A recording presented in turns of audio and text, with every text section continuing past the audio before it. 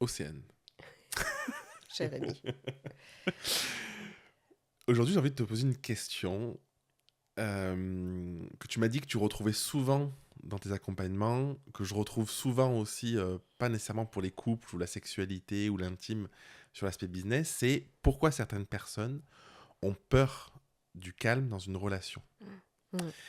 Et sous-entendu, pourquoi certaines personnes ont besoin que la relation soit toujours intense, soit toujours challengée, pourquoi certaines personnes ont ce besoin de créer éventuellement parfois du conflit aussi, pour avoir l'impression d'être dans une relation qui est vivante, une relation qui est épanouissante, une relation qui va les faire se sentir vivants, je pense. C'est ça, vivant. C'est Ouais. une très très bonne question et effectivement c'est une question qui revient souvent dans les couples que j'accompagne mais aussi dans les personnes à titre individuel. Et en fait elle revient souvent lorsque les personnes ont été traumatisées. En tout cas moi c'est ce que je On revient retrouve. toujours au trauma. Hein. Ben oui mais parce que qu'est-ce que fait le trauma en fait et notamment le trauma infantile il crée de l'intensité. D'accord. Que ce soit en termes de neurotransmetteurs, hein, il y a vraiment un shoot d'hormones de stress qui est tellement intense. Et encore plus quand c'est du trauma répété, ce qu'on appelle du trauma complexe, en fait, donc qui va se répéter, qui va durer dans le temps, en fait. La personne, l'enfant, à ce moment-là, est soumise continuellement à un shoot de cocktail hormonal hyper intense. Donc sa neurologie, elle fonctionne au quotidien sous l'intensité. De comment je suis rempli de ce truc qui me fait sentir Exactement. vivre, quoi. Et c'est vraiment, voilà, c'est cette intensité neurophysiologique, j'ai envie de dire, qui tient la personne. Intrinsèquement, sans parler du fait que dans le relationnel, elle est habituée à l'intensité.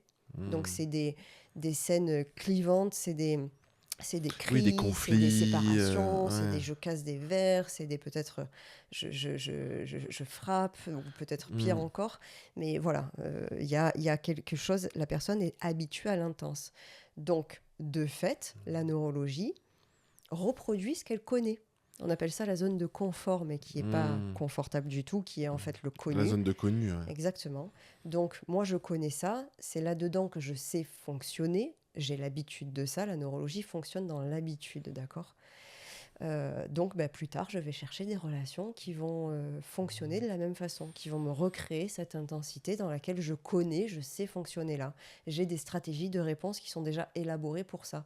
Par contre, si tu me mets dans une relation dite saine, où j'ai pas besoin d'avoir ce cocktail hormonal là, de stress qui me tient en hyper vigilance Mais tu penses que, continuellement. pour faire écho à notre premier épisode de la saison 2, est-ce qu'on peut être dans une relation saine si on a ce trauma-là? Oui, on peut, nécessitant Parce du que, travail oui, voilà, thérapeutique d'accord. et de la Oui, parce sortie qu'il faut de avoir survie. conscience, parce que sinon on est dans un fonctionnement Tout à fait. inhérent à nous, à notre inconscient, et on va toujours chercher ce truc-là, tu vois. Exactement. Donc, on a besoin de travailler sur Ouais. nous. Et donc là, cette personne, pour finir, qui est dans cette relation saine, elle ressent pas ce cocktail shoot d'intensité. Donc, elle en vient parfois à se dire, mais je m'ennuie dans cette relation. Il se passe rien, ou je me sens pas vivante, forcément, parce qu'elle s'est tellement toujours sentie vivante dans des extrêmes, que lorsqu'elle est régulée, Que ça lui paraît finalement, elle banal. ne se sent pas vivante. Alors que être régulée, hein, ça veut dire être dans sa fenêtre de tolérance, c'est là qu'on est vivante, qu'on est vivant, qu'on est dans quelque chose de sain, dans quelque chose qui est fonctionnel pour nous et pas dysfonctionnel. Et ça, c'est quelque chose qui revient très souvent dans les personnes qui peuvent ressentir ça, c'est comment sortir de l'intensité en me sentant vivante. C'est réapprendre la douceur, réapprendre la lenteur. Et la vie, c'est pas que rapidité, brutalité, Performance. intensité et performance, faire, pour revenir à ce que tu disais, toi, sur le Oui, thème parce que, du... tu vois, je trouve que, en fait, ce sujet-là, bon, on a un podcast qui parle couple, sexualité, relations, mais c'est un truc qu'on retrouve dans tous ces domaines de vie. Et en fait, les personnes, c'est quoi ce besoin que j'ai? Ça vient combler quoi? De jamais me poser, jamais prendre du temps pour moi, pour me reposer, toujours devoir remplir par quelque chose. Pour moi, c'est la même chose, en fait. C'est ce truc-là de Si c'est calme, c'est que je suis mort, quoi. C'est qu'il y a un problème. Et d'ailleurs, j'ai souvent des personnes qui me disent, mais je me reposerai quand je serai mort, tu vois. Et du coup, ça dit beaucoup de, attends, mais tu peux te reposer en étant vivant, au contraire, tu vois. Ça dit beaucoup du mode de fonctionnement Apprendre à se derrière. reposer dans le mouvement, ça c'est une clé super Ouais. importante. Et c'est intéressant parce que ça m'évoque un truc. J'ai eu une discussion avec une amie récemment qui me disait, dans mon couple, on est en mode tout le temps cul et chemise, la relation elle aperçoit comme hyper saine, on n'a pas de conflit, il n'y a du coup pas cette recherche d'intensité. Et elle me disait, c'est quand on se voit pas, qu'on est séparés, parce qu'elle est partie plusieurs jours avec une amie, parce qu'ils se séparent pour le boulot, des choses comme ça. Où là, en fait, au bout de 3 minutes, on est séparés, on commence à se mettre sur la gueule. Bah, elle l'a pas dit comme ça, mais en tout cas, on commence à y avoir des conflits dans nos échanges La au téléphone séparation, et tout, dans les c'est parce qu'ils sont séparations. activés dans la séparation. Et voilà, et je me dis, en fait, c'est pareil, c'est en fait à quel moment tu es activé où tu génères ce truc de le calme. Parce que tu vois, je veux parler de cet exemple parce qu'on pourrait croire que ça arrive que dans le cas de quand on est ensemble dans le couple. Mais finalement, quand tu as un trauma, quand tu as un fonctionnement Ah comme oui, mais ça, bien sûr, dans il la arrive séparation, aussi dans le couple, mais à d'autres moments que bien quand tu es sûr. ensemble. Ouais. Et les couples qui sont. Moi, à chaque fois que des couples me disent nous, on se dispute jamais, c'est toujours génial et tout ça, moi, ça me parle vachement de Mm. qu'est-ce qui va pas. Et à l'inverse, quand ils sont toujours dans le conflit, ils se crient dessus, c'est qu'est-ce qui va pas non plus, quoi. Bah oui, mais on en revient à cette fenêtre de tolérance, à cette régularité, cette régulation finalement de ni être trop en hyper ni en hypo en fait. En hyper, Ouais, on se dispute tout le temps, en hypo, on se dispute jamais. Donc ça va ouais, pas dans un cas comme dans l'autre. Je voulais juste rajouter, parce que tu as dit, les personnes qui font, c'est qu'elles ont peur de pas être vivantes. peur du vide, peur. Mais voilà, il y a ça aussi. La peur du vide et la peur de se regarder soi. Hmm. Voilà, je voulais juste rajouter ça, mais c'est. Non, mais c'est intéressant parce que je pense que c'est la base du truc. Quand tu es hyper actif, c'est le truc de. Moi, c'est toujours pareil. La question qui est fondamentale, que je pourrais donner à chaque épisode, tu vois, c'est qu'est-ce que ce mode de fonctionnement te permet d'être ou de ne pas être, tu vois. Et du coup, la personne, qui elle peut être intérieurement en étant tout le temps en suractivité, et surtout qui elle ne veut pas être, ou qu'est-ce qu'elle ne veut pas faire, tu vois, ou quel sentiment elle a l'intention consciente ou inconsciente de ne pas vivre, en étant dans le mode d'action qu'elle est, tu vois. Et pour moi, quelqu'un qui est tout le temps dans le mouvement en train de bouger, c'est qu'est-ce que ça lui évoquerait à cette personne, qu'est-ce que ça sous-entend d'être quelqu'un qui est calme, d'être dans une relation de confiance, d'être dans une relation, tu vois. Et du coup, qu'est-ce que ça vient nourrir d'être dans une hyperactivité constante, probablement nourrir quelque chose qui a pas été, enfin, qui était domaine du trauma de l'enfance ou de la blessure ou du vide qu'on a pu percevoir. Et ça, je pense que c'est une question fondamentale à se poser de si j'ai plus ce truc-là que je valorise à fond, qui je suis. Et parce que j'ai l'impression qu'il y a beaucoup de personnes, moi je le vois dans le business, qui, s'ils sont pas performants, s'ils sont pas hyper actifs sur les réseaux, s'ils ont pas tout le temps une nouvelle offre, un nouveau client, un machin, tout ça, ils se sentent pas vivants, ils se sentent inutiles. Et la problématique derrière, c'est ben, qu'est-ce qui t'es dans ta définition, dans ton identité, si t'as pas ce truc-là. Ouais, le qui je suis est important. Ils se Ouais, sentent pas exister peut-être même. Mm. ouais, c'est ça, ouais, carrément. J'ai envie de l'éclairer là sous le point de vue du trauma, encore une fois. C'est très intéressant ce que tu dis. Du point de vue du trauma, j'aurais envie de dire que c'est effectivement sans cette stratégie de survie qui me fait être dans l'hyper-activité, dans l'hyper-réponse, dans l'hyper-faire, l'hyper-business, l'hyper plein de choses, l'hyper-relationnel, l'hyper-conflictuel. Donc sans cette stratégie de réponse, ben, c'est ce que je disais tout à l'heure, ça m'oblige à me regarder moi pour ce que je suis, Hmm. et moi ce que je suis qui a été fragmenté, qui a été fracturé, c'est trop blessant, c'est trop souffrant d'aller regarder ça. Et du coup, être occupé à faire, c'est ma Une stratégie manière de pas aller vivre de ça, me quoi. sauver, parce que si je regarde au fond de moi, en tout cas Hmm. seule, encore une fois, d'où l'intérêt de faire de la thérapie dans ces cas-là, c'est C'est trop l'effondrement. difficile.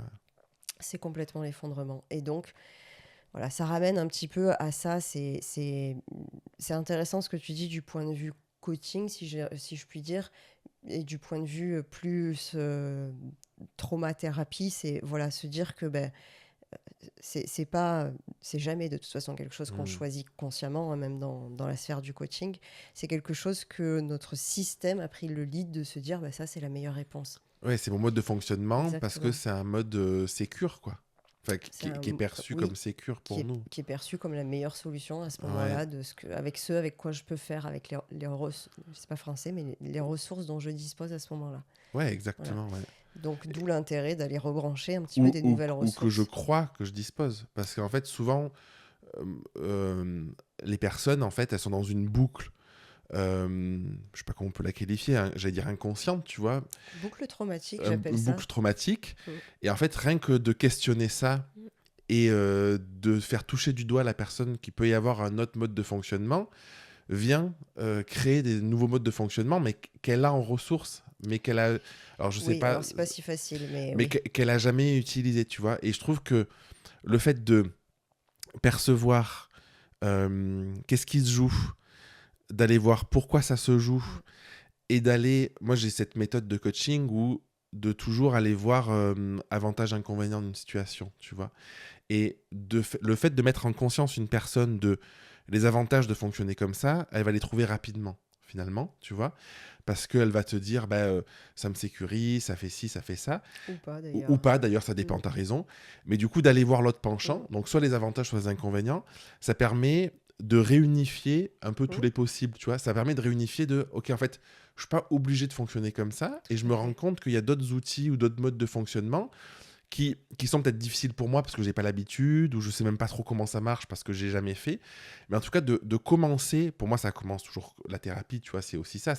Ça met en conscience des nouveaux modes de fonctionnement qui vont faire que on va pouvoir intégrer des outils qui vont nous permettre de sortir de où on en est. Enfin, je sais pas comment tu le vois, mais Oui, oui, tout à fait. ouais. Donc, c'est jamais un chemin linéaire et protocolaire et la même chose pour Ouais. chacun et chacune, effectivement, mais c'est rebrancher les ressources ou révéler les potentiels intérieurs, effectivement, voilà, ça demande du temps, Hmm. de l'espace et Ouais.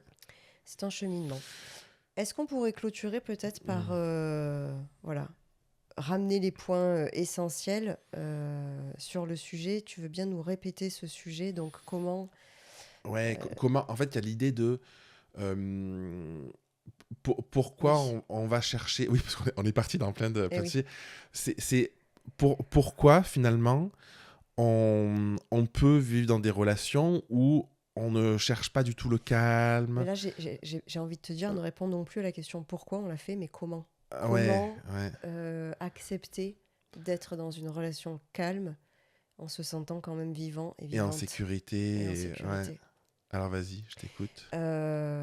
Et ben le comment, j'ai envie de vous dire, aussi simple que ça puisse paraître, mais qui est pas, comme on disait, est un processus en fait, apprendre à vous réguler.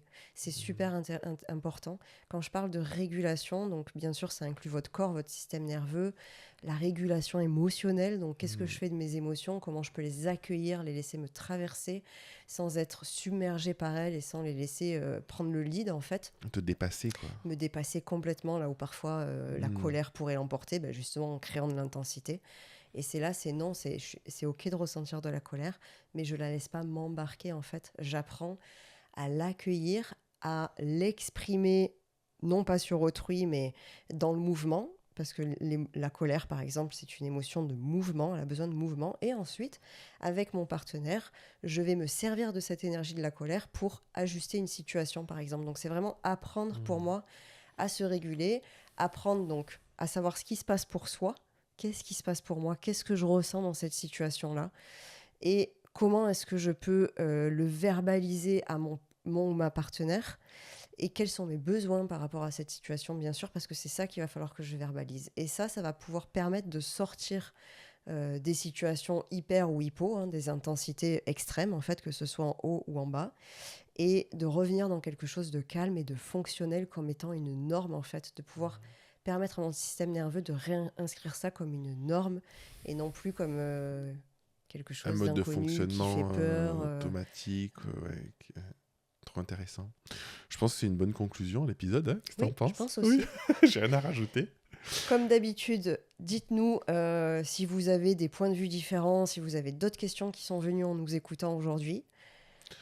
L'Instagram du Instagram, nos podcast. liens podcast. partagez cet épisode à vos amis, à votre partenaire, si vous sentez que ça peut être intéressant pour votre couple. Écoutez même peut-être En couple, ça peut être hyper intéressant nos d'écouter. épisodes. Oui, parce que d'ailleurs, il y a plein d'épisodes, je pense, qu'on a fait où des couples qui n'arrivent pas à parler de certains sujets, Ça lance. ou ouais, le fait de lancer, je pense que ça peut être vraiment génial de le faire comme ça. Ouais. Et oui, écoutez en couple. Merci et on vous dit à bientôt pour un prochain épisode dans 2 semaines. Dans 2 semaines. À bientôt. À bientôt.